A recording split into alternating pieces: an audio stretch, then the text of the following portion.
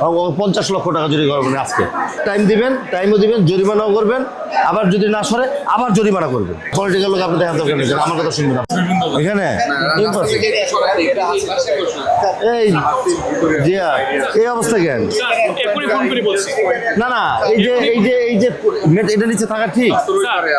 এটা আমি তাদেরকে বলছি, আর ওই যে স্বেচ্ছাসেবক দলের যে সভাপতি আছে স্যার, আপনি তাকেও একটু যদি কঠোরভাবে বলেন, ওরা তো অনেক কিছুই মানতেছে না, পুরো জিনিসটা মানতেছে না, মানাই তো হবে।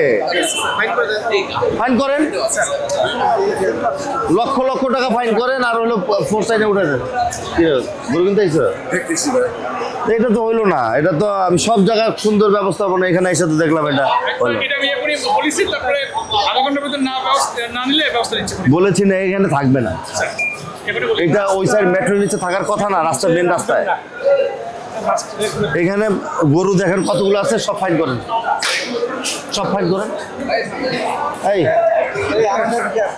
একদম গণহারে ফাইন করেন না, তাহলে হবে না তো।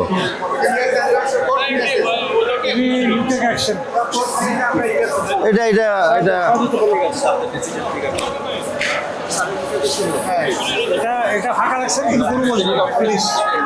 এটা ফাঁকা থাকো, কিন্তু গরু বসবে না। গরু ছাগল কিছু দুই সাইডে বসতে পারবে না। আমাদের দুটো প্ল্যান স্যার, যে এই রাস্তাটা যদি মেইন রাস্তাটা ফাঁকা রাখি, তাহলে যারা গরু কিনতে আসবে তারা সুন্দরভাবে গরু কিনতে পারবে।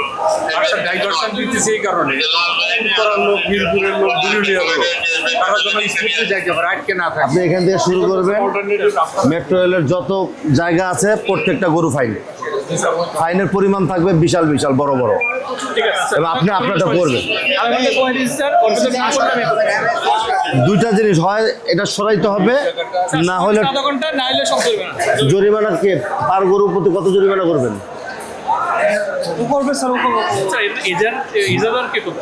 50 লক্ষ টাকা জরিমানা করবেন আজকে।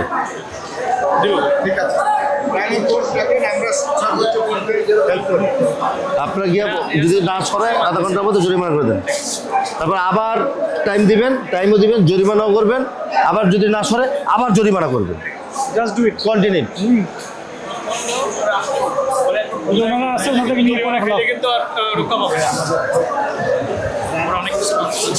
মানতেছে না, আমার কাছে মানার জায়গা আছে তো, মানবে না কেন? না না, পলিটিক্যাল লোক আপনি দেখার দরকার নেই, আমার কথা শুনবেন আপনি। আপনি পলিটিক্স ইয়ে করছেন লাস্টের দিন হলে না কথা ছিল, হ্যাঁ লাস্টের দিন হলে না কথা, হ্যাঁ শুরু হলো আজকে। এটা যদি একদম লাস্ট থাকতো একটা দিন, সেটা একটা বিষয়।